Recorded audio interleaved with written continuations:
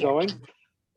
Okay, and our next comedian has never been afraid of public speaking. In fact, if he were at a funeral, he'd rather be the guy giving the eulogy wearing the dashiki than the guy in the coffin wearing the tuxedo. I agree with that. Yeah. Please welcome a big round of applause for our good friend Dutch Martin. Let's hear Yay! for Dutch. Go Dutch. Yeah, Dutch. What up, Dutch? Go Dutch. Everybody's always talking about how bad COVID is. But let me tell you what's even worse than COVID. Allergy season. I'm allergic to practically everything, okay? Pollen, grass, and most cable news networks. This year, I developed a violent allergic reaction to politicians, cancel culture, and hearing about Prince Harry and Meghan Markle. It's always the same with me every year. The flu drops me to my knees. Bronchitis puts me flat on my back. Last month, I came down with the flu, bronchitis, and COVID. Worst thing ever. Whoa. This coronavirus thing is weird. Think about it. A virus that comes from China, named after a beer from Mexico, alters your sense of taste and smell. When I was diagnosed, everything I ate either made me commode-hugging drunk or tasted like Chinese food. Look,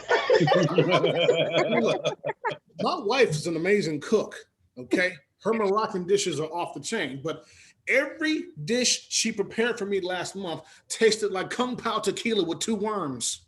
Oh. You know, people complain about gaining weight during the pandemic. Not me.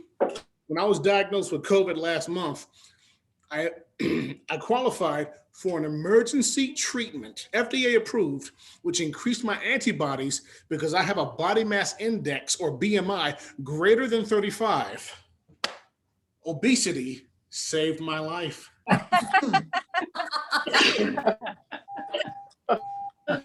My wife and I are waiting for our next stimulus checks. I'm going to invest mine in something that's going to stimulate us both. Viagra. Now, I've got good news to report, folks. As of 2 weeks ago, I am 100% COVID free. Okay? Yay. Tasted negative. Hey. That's right. Antibody game on point, BMI game on fleek. Okay? So, to my homeboy from high school, Chile, look, you don't have to keep running your antivirus software every time I slide into your DMs, okay? Clean. Okay, enough about COVID. Let's talk about millennials, shall we? Millennials are just too sensitive. In fact, researchers discovered that millennials are actually triggered by punctuation marks in text messages. Yes, they actually find periods at the end of sentences. They see them as a sign of aggression and anger. So let me get this straight. So young millennial women are triggered by periods, but empowered by OnlyFans? Maybe millennials are triggered by anything that causes them to actually stop and think. Police! Here's what researchers also discovered. Dangling modifiers, words or phrases that modify a word not clearly stated in a sentence, induce in some millennials a hypnotic state. I can attest to this, because see, and my boy Chili can attest to this as well. When I was a young man, the last time a hot chick dangled her 2 modifiers in my face, I married her. Oh.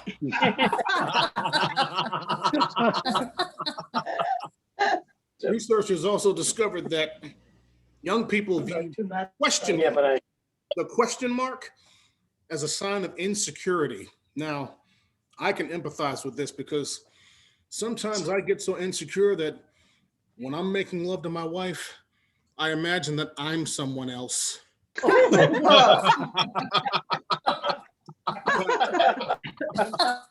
I'm feeling just a little too insecure right now to finish my set. So I'm going to leave. Goodbye.